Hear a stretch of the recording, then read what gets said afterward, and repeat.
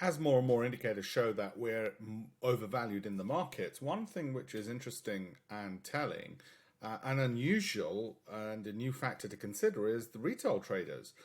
They are, whether it's through ignorance or some insights that the rest of us don't have, they are piling in to any sell offs. Now, will that be a differentiating factor if the markets pull back? Are the retail traders who tend to be more inclined to be going long than ever short? It's just statistics show it. Therefore, are they more likely to keep buying these dips? Where have they got the money from? Well, of course, they've got it from an increase in savings. In the US, data shows that pre-COVID savings rate was about 7%. Now it's moved to 27% amongst individuals, and therefore there's basically money in the bank, as it were. Now, that in itself is dwarfed by the money institutions have.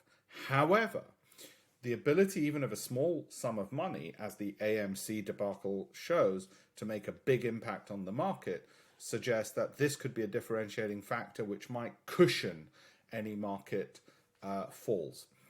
Obviously, it's not guaranteed that that will happen, but I think it is something which should not be underestimated.